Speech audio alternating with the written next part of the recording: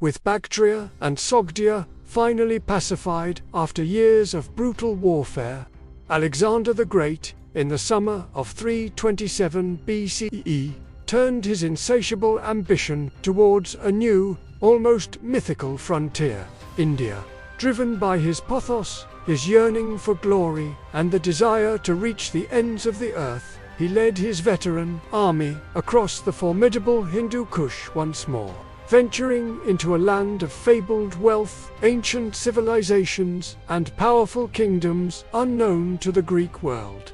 The Indian campaign was about to begin. By the summer of 327 BCE, Alexander the Great had largely completed the subjugation of the vast eastern Iranian territories of Bactria and Sogdia. The fierce resistance led by Spitamenes had finally been crushed, and Roxana, his Bactrian bride, symbolized a new policy of fusion and reconciliation. However, Alexander's ambition knew no bounds.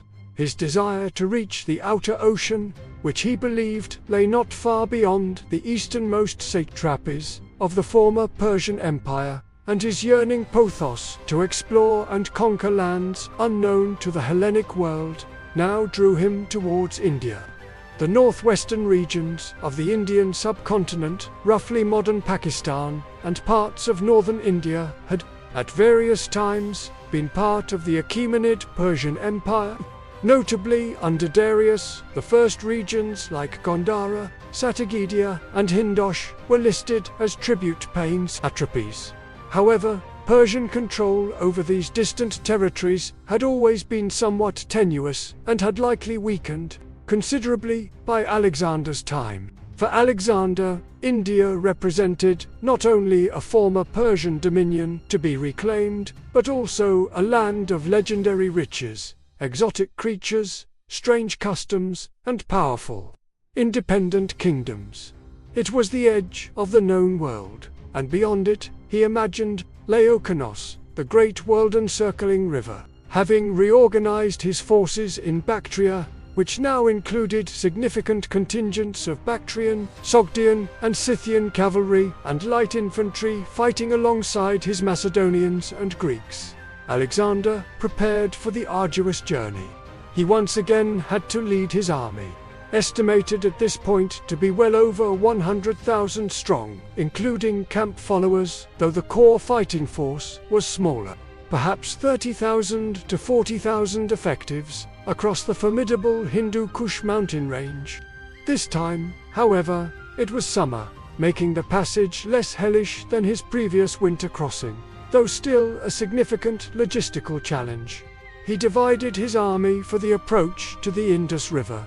One division, commanded by his close friend Hephaestion and Perdiccas, was sent ahead through the Khyber Pass, with orders to secure a crossing over the Indus, and to receive the submission of local rulers in the Gandhara region, including the important city of Taxila Takshashila.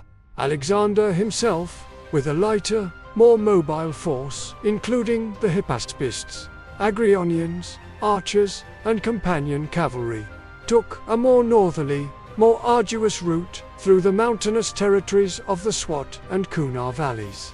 His purpose here was to subdue the fierce hill tribes of these regions, such as the Aspasians, Garians, and Assassinians, who were known for their warlike independence and could threaten his lines of communication if left unsubdued in his rear.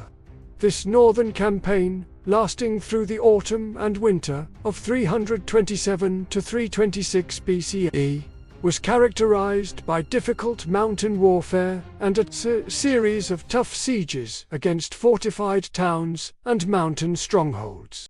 The local tribes fought bravely and fiercely, defending their homes with desperation. Alexander, as always, was at the forefront of the fighting, often taking considerable personal risks and driving his men relentlessly.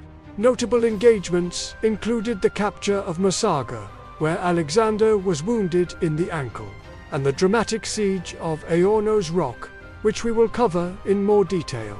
These operations were brutal, often involving heavy casualties on both sides, and harsh treatment of those who resisted. While Alexander was engaged in this difficult mountain campaign, Hephaestion and Perdiccas successfully reached the Indus River. They began constructing a bridge of boats, likely near modern Attock or Ohind, to facilitate the army's crossing. They also received the submission of several local rulers, most notably Ambi, called Omphis or Taxils by the Greeks. The king of Taxila, a large and prosperous city, strategically located between the Indus and Hydaspes Jhelum rivers. Taxils had a long-standing rivalry with Porus Porava, the powerful king whose domain lay east of the Hydaspes. Seeing Alexander's unstoppable advance, Taxils prudently decided to ally himself with the Macedonians, hoping to use their power against Porus. He welcomed Hephaestion and Perdiccas, provided them with supplies, and pledged his allegiance to Alexander, offering troops and even war elephants for the upcoming campaign. In the spring of 326 BC, Alexander, having largely pacified the rebellious mountain tribes, rejoined Hephaestion and Perdiccas near the Indus. The entire army was now assembled, ready to cross into the heart of the Punjab, the land of 5 rivers. The crossing of the mighty Indus River itself, using the newly constructed bridge of boats, was a major logistical feat and a moment of great symbolic importance. Alexander offered lavish sacrifices to the traditional river gods and celebrated with athletic games and festivals. Once across the Indus, Alexander marched to Taxila, where he was formally received by King Taxils with great pomp and ceremony.